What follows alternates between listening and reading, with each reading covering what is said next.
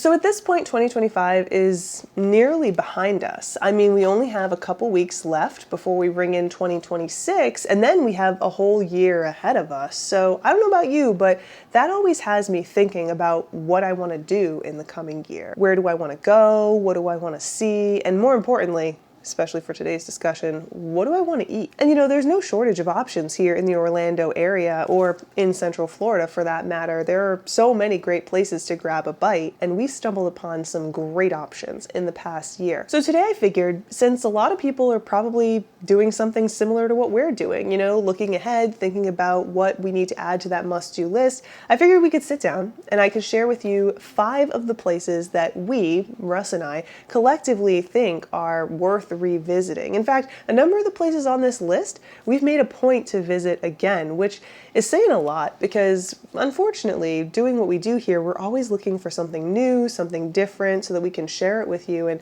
that often means that some of the places we really like take a back seat, but not the places on this list, at least not most of them. So in no particular order, let's jump into our first location, Tiffin's. Now, a lot of the places that we're going to talk about today, I feel like they're overlooked. You may or may not have heard of them before, or you may not hear people talk about them all that often.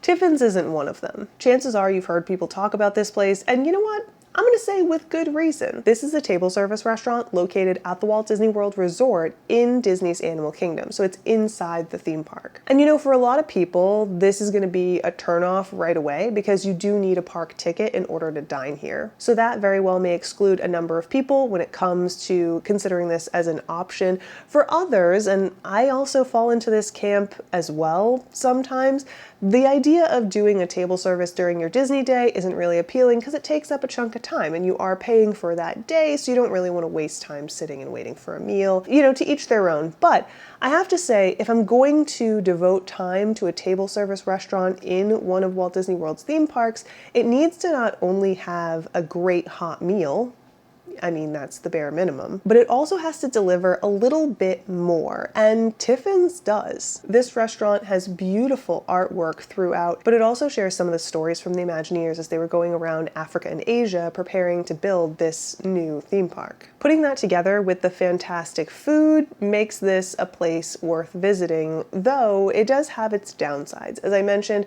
it is behind a paywall, so you need a ticket to Animal Kingdom in order to dine here. A reservation is highly recommended, and you're going to have to do that well in advance. But also, this restaurant is expensive, so the price point is also going to be a major turnoff, especially to families traveling on a budget. But still, I think it's a good addition to this list because, again, for me, it's the full package. Next up, we have the Salty, aka the Salty Donut. This donut shop serves up some of the best donuts that I've ever had, at least to date. I do have some other places to try, but as of recording this, these are the best donuts we've had in this area. Now, this is one of those places that we made a point to go back to again. We just couldn't resist. The second go around, we tried their vegan donut, which at the time was like an apple crumble. It was fantastic. We also got a Kregel and a breakfast sandwich. Kregel is like a croissant bagel, and the breakfast sandwich was a simple like bacon, egg, and cheese. Everything was great, and the location is fantastic, at least this location, which isn't far from the outlets and a grocery store. If you need to stop before you really kick off your vacation and get some necessities, this would be a great place to check out because not only can you grab something from the Salty, but everything else is like in walking distance. So really conveniently located in my opinion. And honestly, the prices are pretty fair, at least on the donuts. Now, one of the downsides of this location, at least in my opinion, is that things outside of donuts, like the breakfast sandwich, for example, they can get really pricey really quick. Do I think they're worth the price?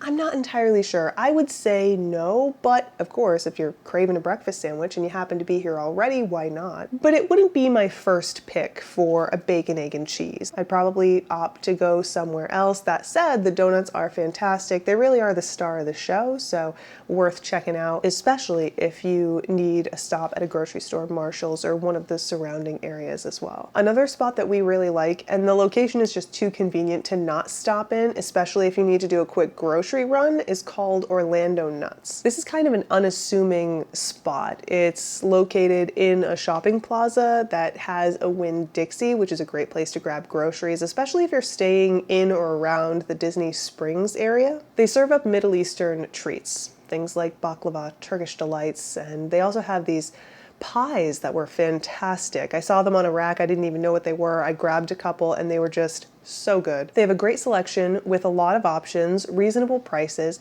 but the only downside to this spot is that it can be a little bit overwhelming. Since there are so many options available and not all of them are labeled, it can feel a little bit much, like you don't know what to choose or even what you're getting. But you know what? I think that that's part of the fun. Next up, this is a place that you may have heard about. Maybe you've seen a sign for them if you've been to City Walk at Universal Orlando. It's called Bread Box. It's on the second floor, so it's a little bit out of the way, but that's actually kind of great, especially if you want to just grab a table and pull off and take a second before you make your way back to your car or into the parks. The sandwiches here are fantastic, the sides are delicious, and the cookies are to die for. We've been here 3 or 4 times in the past year, and we've gotten something different every time. Haven't had anything bad yet. Prices are fair. There's a lot of indoor and outdoor seating, which is always great. Of course, the food is fantastic.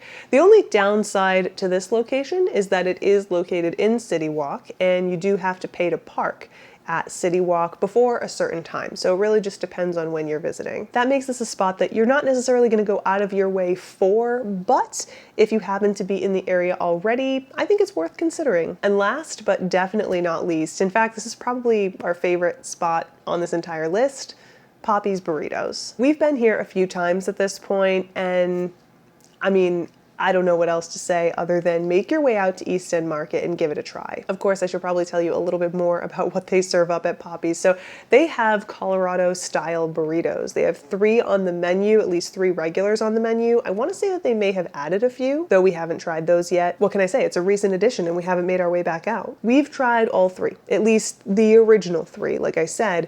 And I have to be honest with you, we don't know which one we like the most. We usually just get one of each and sit there trying to decide which one stands out above the rest, and we always come up short. So yeah, delicious burritos. Also, the owners are fantastic, as are the other staff there as well. And the location is great. So it's located in East End Market, which is a little bit out of the way if you're visiting the theme parks, but totally worth the visit. They have Gideon's up there, so if you want Gideon's without the wait, this is a perfect excuse to grab some Poppy's burritos as well. They have some other options too. And there is a park just down the road. So if you want some outside time that's a little bit quieter than your standard theme park experience, is a perfect excuse to check out Poppy's as well. Of course, there are some downsides to Poppy's burritos and East End Market in general. It is, like I said, a little bit out of the way, so it's not going to be right for everybody. The menu is kind of limited, and the burritos are pre-made, so no customizations here. The other downside, though, is that they sell out.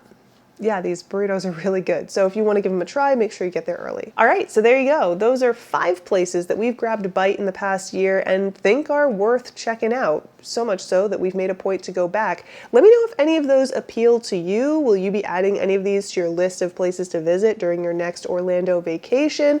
Tell me in a comment down below. Also, check the description box for videos of all these locations if you want to know a little bit more. And if you think something should have made the list that didn't, I want to hear about it, so pop it in a comment down below. Of course, I'm looking forward to hearing what you guys have to say, but until then, have a great rest of your day, and let's gear up for a fantastic 2026. Bye, guys.